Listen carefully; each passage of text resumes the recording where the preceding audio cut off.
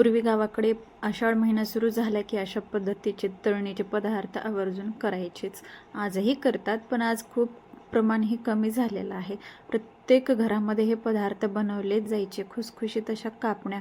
पूर्वी तर या कापण्या ज्या आहेत त्या बाजरीच्या पिठापासून बनवल्या जायच्या. आणि या पद्धतीचे मी हे कोंडोळी, याला काय म्हणतात मला तरी नाही माहिती, पण मी कोंडोळीच याला ऐकलेलं आहे. जर तुम्हाला याचं वेगळं माहिती असेल नाव तर नक्की सांगू शकता. तर याचं योग्य प्रमाण मी स्क्रीनवरती सुद्धा दिलेले आहे आणि इथेही सांगते. 2.5 वाटी गव्हाचं पीठ घेतलेलं आहे, अर्धी वाटी बेसन, 1 वाटी गूळ आणि मीठ थोडंसं घेतलेलं आहे आणि भाजलेली सोप आणि वरती लावायला खसखस इतकी घेतलेली आहे. सुंठ पावडर असेल तर तुम्ही आवर्जून याच्यामध्ये टाका, कारण जी काही पूर्वी वापरली जायची पद्धत आहे ना, त्यामध्ये सुंठचा वापर आवर्जून करायचे आणि चवीला सुद्धा खूप छान लागते. इथं भाजून घेतलेली मी सोप घातलेली आहे. कुठलाही आपण गोडाचा पदार्थ बनवत असताना मिठाचा वापर किंचितसा आपण करतच असतो. खूप सुंदर अशा कुरकुरीत ह्या कापण्या लागतात, वरून कुरकुरीत आणि आतून थोड्याशा सॉफ्ट असतात. जास्त कुरकुरीत जर केल्या तर मग खायला आपल्याला जास्त त्रास होतो, त्याच्यामुळे इथं मस्त असं प्रमाण घेतलेलं आहे. याच्यात सिक्रेट काय टाकलेलं आहे मी तुम्हाला नंतर सांगणारच आहे. तुम्ही पूर्ण व्हिडिओ पाहू शकता, म्हणजे तुम्हाला लक्षात येऊन जाईल. आता इथे गुळामध्ये तुम्ही पाणी गरमसुद्धा घालू शकता, पण मी इथे लगेच बनवायचं आहे म्हणून गरम पाणी घातलेलं नाही आहे. कारण गरम जरी पाणी घातलं तरी आपल्याला थंड होऊ द्यावं लागतं. त्याच्यामुळे मी इथे थंड पाणी, गुळ किसून घेतलेला आहे, त्याच्यामुळे थंड पाण्याचा वापर केलेला आहे. 1 वाटी गुळ असेल तर आपल्याला 1 वाटीच पाणी घालायचं आहे. जास्त पाणी जर घातलं तर आपलं जे पीठ आहे याच्यामध्ये आपल्याला पुन्हा पीठ ॲड करावं लागतं. त्याच्यामुळे हे प्रमाण अगदी बरोबर आहे, जास्त नाही आहे. इथे 3 चमचे मी तेल गरम करून घेतलेलं आहे. तेल कसं गरम झालेलं आहे आणि कितपत गरम हवे ते चेक करण्यासाठी मी थोडंसं इथे पीठ टाकून पाहिलेलं आहे, म्हणजे आपल्याला लक्षात येऊन जाते की आपल्याला कितपत गरम तेल पाहिजे. तर इथे मी पिठामध्ये टाकून घेतलेलं आहे तेल. मस्त असं एकजीव करून घ्यायचे आणि नंतर आपल्याला जे काही आपण गूळ भिजत घातलेलं आहे त्याचं पाणी आपल्याला याच्यामध्ये टाकून घ्यायचं आहे. आता शक्यतो गुळाचं पाणी जे आहे ते आपण कसं टाकणार आहेत, कसं वापरणार आहेत हे मात्र लक्ष देऊनच आपल्याला जे काही पद्धत आहे ती करावी लागणार आहे. खूप मस्त अशा ह्या कापण्या चवीला पण अप्रतिम लागतात. जर अशा बनवून ठेवल्या ना तर या खूप दिवस आपल्या टिकतात सुद्धा. आता पाहू शकतो गुळ पण भिजत घातलेला आहे, तर याच्यावरती थोडासा कचरा आलेला असतो, तर हे काय करायचं ना आपल्याला चाळून वापरायचं आहे.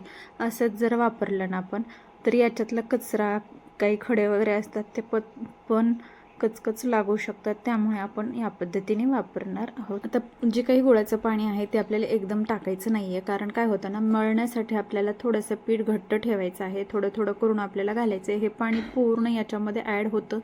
जरीही लागलं तर आपण थोडंसं साधं पाण्याचा वापर करू शकतो, पण हे प्रमाण तरी बरोबर आहे. पण काय होतं ना, एखाद्या वेळेस गव्हाचं प्रमाण म्हणजे पिठाचं प्रमाण कसं असतं ना, थोडंसं जाडा असेल किंवा बारीक असेल, त्यामुळे प्रत्येक गहू तर वेगळं वेगळं असतो, त्याच्यासाठी थोडंसं प्रमाण कमी किंवा जास्त होऊ शकतो.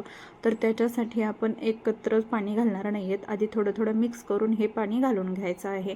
इथे पूर्ण असं पाणी इथं माझं घालून झालेलं आहे. 1 वाटी गुळासाठी मी 1 वाटीच इथे पाण्याचा वापर केलेला आहे.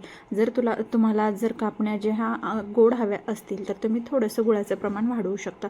मीडियम गोड होतात, जास्त गोड होत नाही आहेत. जर तुम्हाला गोड जास्त खायची इच्छा असेल थोडासा गुळ तुम्ही पाव वाटी इतका वाढवू शकता. खूप छान लागतात ते सुद्धा. इथं मस्त माझं पीठ मळून झालेलं आहे. पीठ कशा पद्धतीचं पाहिजे, आपण शंकरपाळीला लाटतो त्याच पद्धतीचे हे पीठ आपल्याला पाहिजे आहे. इथं 10 मिनिटासाठी आपण झाकून ठेवणार आहेत आणि 10 मिनिटांनंतर आपण याला थोडंसं तेल लावून मस्त अशा इथे आपल्याला कापण्या तयार करण्यासाठी घ्यायच्या आहेत. थोडंसं मळून घ्यायचं आहे, जेणेकरून एकजीव होतं पीठ आणि छान अशा कापण्या आपल्या होतात. पिठाला लाटत असताना कुठेही चिरा जाणार नाहीत, उलणार नाही पीठ. या पद्धतीने आपल्याला इथे मस्त असं इथे मळून घ्यायचं आहे. आता पूर्वी खूप प्रमाणामध्ये वेगवेगळ्या प्रकारचे पदार्थ करायला म्हणजे केले जायचे.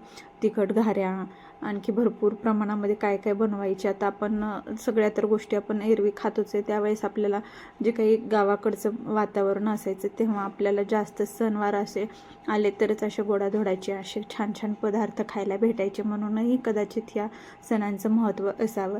आता सध्या आपण रोजच काही ना काही गोड तिखट आंबट काही पण खात असतो, त्यामुळे आपल्याला ह्या जे काही पदार्थ आहेत याची आपुलकी नाही आहे आणि जास्त प्रमाणात आपण करत पण नाही आहेत. फक्त सणवार आला तरच आपल्याला याची आठवण येते. पण पूर्वीच्या जे काही काळात असायचे तर हे पदार्थ आवर्जून सण असला की करून खाल्ले जायचे. यामागचंही कारण काहीतरी असेल, त्यामुळेच हे पदार्थ बनवले जायचे.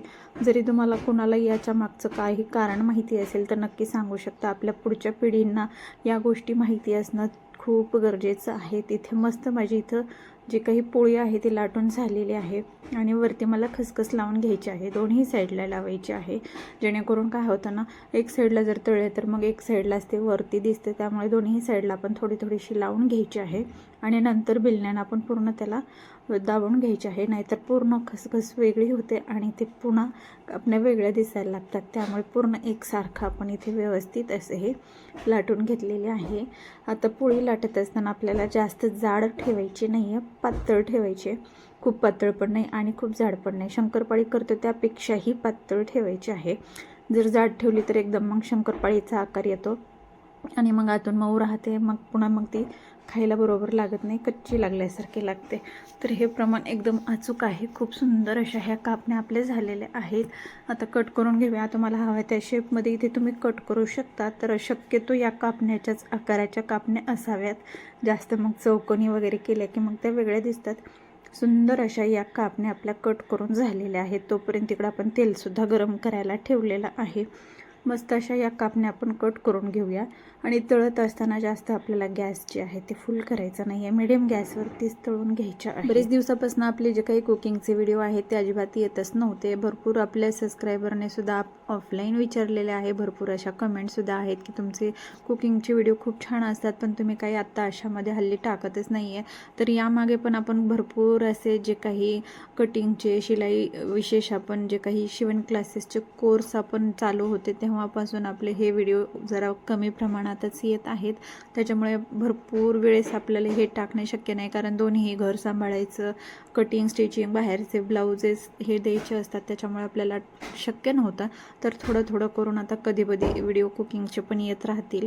तर या पद्धतीने आपण तेल मस्त गरम करून ठेवलेलं आहे. आता छान अशा कापण्या आपल्याला तळून घ्यायच्या आहेत. एकदाच लाटून नाही ठेवायच्या, थोड्या थोड्या करून आपण लाटत राहायच्या आणि छान पद्धतीने या आपल्या कापण्या मस्त अशा तळून घ्यायच्या आहेत. गॅस आपल्याला मिडियम फ्लेमवरतीच ठेवायचा आहे, जास्त ठेवायचं नाही आहे.